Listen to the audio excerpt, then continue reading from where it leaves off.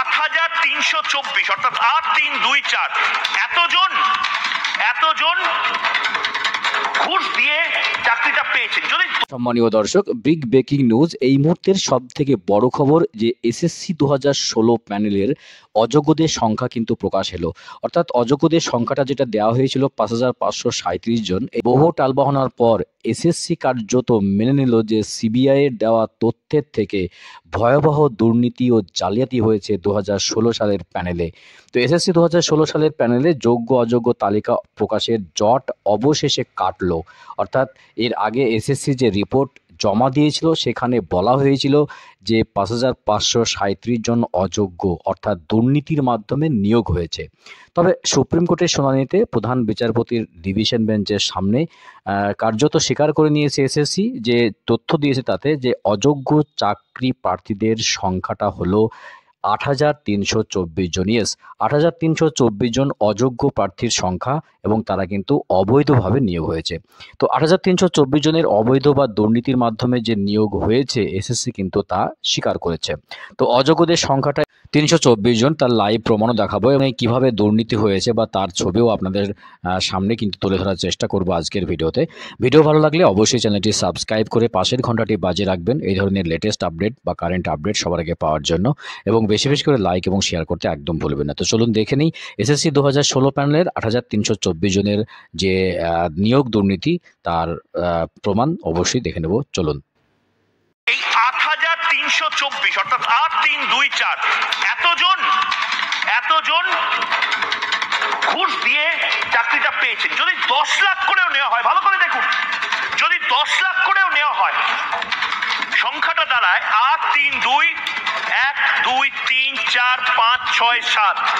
ছোটবেলায় শিখেছি 3 মানে 3টে শূন্য মানে 1,000, 5টা শূন্য মানে লাখ, 7টা শূন্য মানে কোটি, অর্থাৎ এই মালটা হচ্ছে কোটি। আর তার আগে হচ্ছে 8,3,2 অর্থাৎ 832 কোটি টাকা। 832 কোটি টাকা 10 লাখ টাকা করে যদি নেওয়া হয় 8,324 জনের থেকে, তাহলে এই 832 কোটি টাকা রয়েছে। আমি ধরে নিলাম ইডি সিবিআই তারা বাজেয়াপ্ত করেছে। এই যে পার্থ চ্যাটার্জি অর্পিতার বাড়ি থেকে কত টাকা যেন বাজেয়াপ্ত করেছে, লিখুন, আপনি লিখুন লিখুন লিখুন, লাইভ স্ট্রিমিং এ লিখুন কত টাকা বাজেয়াপ্ত করেছে। আমি বলছি 50 কোটি টাকা। এই 50 কোটি টাকার বাইরে এই কুন্তল ঘোষের কাছ থেকে, এই কালীঘাটের কাকুর থেকে, এই তাপস মণ্ডলদের থেকে, অয়নশীলদের থেকে অনেক টাকা বাজেয়াপ্ত করা হয়েছে। 200 কোটি টাকা ধরে নিলাম, 117-18 কোটি টাকা, তার পাশাপাশি সম্পত্তি নিয়ে 200 কোটি টাকা। এই 832 কোটি টাকা থেকে 200 কোটি টাকা, ভালো করে শুনুন, এই মুহূর্তে যারা গ্রামে বসে দেখছেন ভালো করে শুনুন, যারা এই মুহূর্তে ট্রেনে করে যাচ্ছেন, বাসে করে যাচ্ছেন, ক্যালকুলেটরটা বের করুন। 8,324 জনের 10 লাখ টাকা করে যদি ঘুষ দেয়, 832 কোটি টাকা, সেখান থেকে 200 কোটি টাকা ইডি সিবিআই অলরেডি বের করে দিয়েছে। 600 কোটি টাকা কোথায় ভাই? এই বাংলার কোন গুপ্তধনে 600 কোটি টাকা, এই কালো টাকা লুকিয়ে রাখা হয়েছে? কার বাড়িতে, কোন অ্যাম্বুলেন্স করে গেছে, কোন গাড়ি করে এই 600 কোটি টাকা নিয়ে যাওয়া হয়েছে? জবাব তো বাংলার মানুষকে দিতে হবে। আচ্ছা ধরে নিন 10 লাখ টাকা, তো আমি বলছি 10 লাখ টাকা, 8 লাখ টাকা, 15 লাখ টাকা অব্দি নাকি রেট গেছে। 2016 সালে কিভাবে টাকা 9-6 হয়েছে। চাকরি, আমার আপনার ছেলের চাকরি, আমি আপনি যে ছেলেকে বলেছিলাম ভাই ভালো করে পড়, মন দিয়ে লেখাপড়া করলেই তো বড় হয়ে গাড়ি ঘোড়া চড়বি, সেই ছেলে কিন্তু গাড়ি ঘোড়া চড়তে পারেনি। সেই ছেলে এখন ধর্মতলার মোড়ে বসে রয়েছে। আর যারা গাড়ি ঘোড়া চড়ে ঘুরে বেড়াচ্ছে, 10 লাখ টাকা দিতে পেরেছিল, তারা এখন চাকরি করছে। এই 8,332 জনের একজনের যার চাকরি যাবে হয়তো। কিন্তু 10 লাখের জায়গায় যদি 15 লাখ হয়ে যায় সংখ্যাটা, ভাবুন, মাথা ঘুরে যাবে। যে যেখানে আসেন চেয়ারে বসে পড়ুন, কারণ এই সংখ্যা দেখে আমারও মাথা ঘুরে গেছিল। ট্রেনে গেলে হাতলটা ধরে নিন, ড্রয়িং রুমে বসে জবাব চায় বাংলা দেখলে সোফাতে ভালো করে বসে দেখুন, প্লেনে ওই কুর্সি কি পেটি বাঁধ লিজিয়ের মতন 15 লাখ টাকা করে, ভালো করে বুঝুন, 15 লাখ টাকায় পার্থ চট্টোপাধ্যায়, অয়নশীল, অপাসপা গপাকে ঘুষ দিলে 15 লাখ টাকা, 8,324 জন। এবার অনেকে প্রশ্ন করতে পারে, ময়ূকদা তুমি 8,324টা বলছো কি করে? আরে কোর্টে তো বলেছে, সুপ্রিম কোর্টে বলেছে, স্বীকার করেছে 8,324 জনের খেলা।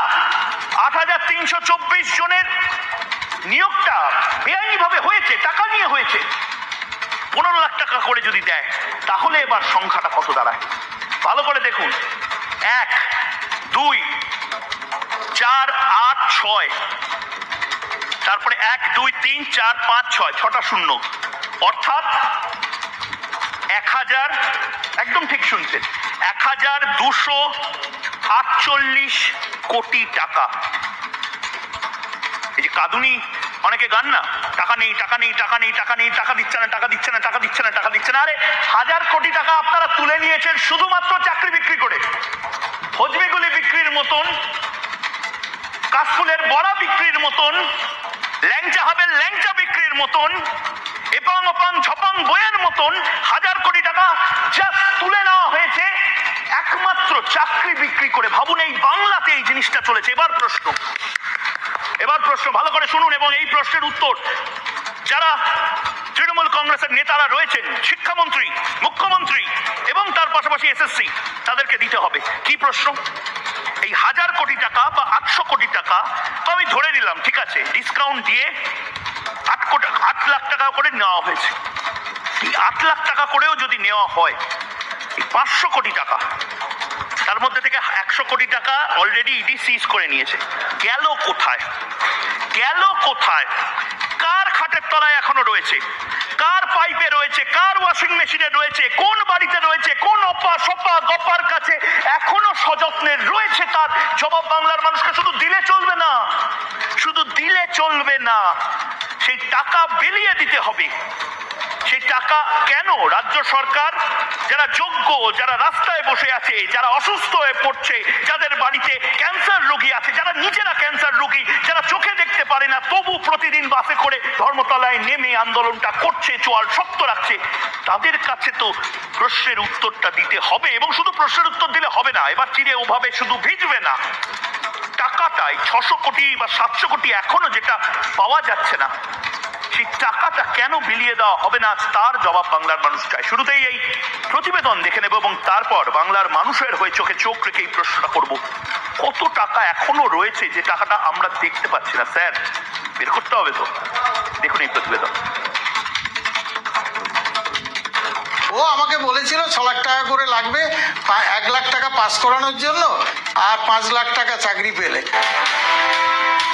মানবো না করেও শেষমেশ মানতে হয়েছে চাকরি চুরির কথা। সুপ্রিম কোর্টে এসএসসি স্বীকার করেছে প্রায় 8,500 নিয়োগ হয়েছে ঘুরপথে, অর্থাৎ সোজা বাংলায় বিক্রি হয়েছে চাকরি। মোটা টাকা ঘুষ দিয়ে হাতে নিয়োগপত্র পেয়েছে অযোগ্যরা। যদি একটা পদ 10 থেকে 15 লাখ টাকায় বেচা হয়ে থাকে, তাহলে ঘুষের পরিমাণ দাঁড়ায় প্রায় 1300 কোটি টাকা। যে সংখ্যাটা শুনে চোখ চড়ক গাছে উঠেছে জনগণের। সেই কালো টাকাই আছে কিনা তৃণমূল নেতাদের দেরাজে। শুধুই কি ঘুষ, যে হাজার হাজার অযোগ্য ছেলে মেয়েগুলো স্কুলে চাকরি করছে, তাদের মাস মাইনেও তো হচ্ছে রাজ্যের কোষাগার থেকে, যা আদতে জনগণের করের টাকা। অর্থাৎ দুদিক থেকেই অন্যায়টা করেছে রাজ্যের শাসক দল তৃণমূল।